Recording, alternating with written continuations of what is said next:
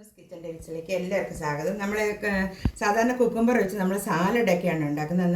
ഞാൻ ഇന്ന് വ്യത്യസ്തമായിട്ട് ഇവിടെ ഒരു അച്ചാർ ഉണ്ടാക്കാമെന്ന് വെച്ചു. ഞാൻ ഇതുപോലെ തന്നെയുള്ളൊരു കുക്കുംബർ എടുത്ത് കീറി അരിഞ്ഞിട്ടുണ്ട്. അതിനകത്ത് കുരു വരുന്ന ഭാഗം എല്ലാം കളഞ്ഞിട്ട് ചെറുതായിട്ട് അരിഞ്ഞ് ഉപ്പ് പുരട്ടി വെച്ചിരുന്നതാണ് 10 മിനിറ്റ് മുമ്പ്. അപ്പോൾ അതിൽ നിന്ന് വെള്ളമെല്ലാം വന്നിട്ടുണ്ട്. നമുക്കപ്പം ഇതിലോട്ട് ഇച്ചിരി മുളക് പൊടി ഇട്ട് കൊടുക്കാം. ഒരു സ്പൂൺ എരിവുള്ള മുളക് പൊടിയും ഒരു 1.5 സ്പൂൺ എരിവില്ലാത്ത മുളക് പൊടിയുമാണ് ഇടുന്നത്. അത് നമുക്ക് ഇതിലോട്ട് ചേർത്ത് കൊടുക്കാം. കുറച്ച് കായപ്പൊടി ഇട്ട് കൊടുക്കാം. ഒരു ഇളക്കി ചേർത്തതിന് ശേഷം ഒരു ലേശം വിനാഗിരി, ഒരു ചെറിയ പുളിക്ക്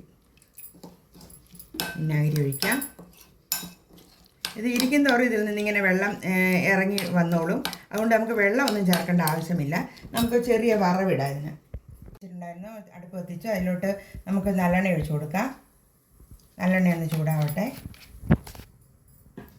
നമുക്കതിലോട്ട്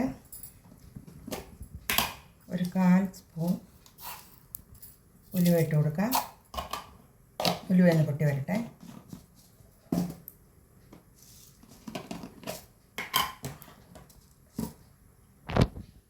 പൊട്ടി വന്നിട്ടുണ്ട്. അപ്പോഴത്തെ ആ സമയത്ത് നമുക്ക് ഇച്ചിരി കടുക് ഇട്ട് കൊടുക്കാം. കടുകൊന്ന് പൊട്ടി വന്നപ്പോഴത്തേക്കും ഒരു 2 വറ്റൽമുളകും ഒരു 2 കറിവേപ്പിലയും കൂടി ചേർത്തിട്ടുണ്ട്. അങ്ങനെ നമുക്ക് ഇതിലേക്ക് ഇട്ട് കൊടുക്കാം.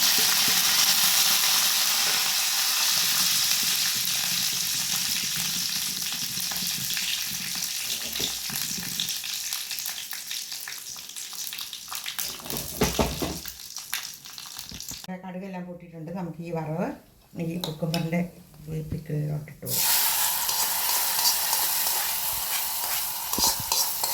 നമുക്ക് സിമ്പിളായിട്ട് പെട്ടെന്ന് ഉണ്ടാക്കാവുന്ന ഒരു അച്ചാറാണിത്. നല്ല സ്വാദിഷ്ടമായ കുക്കുംബർ അച്ചാർ റെഡി ആയിട്ടുണ്ട്.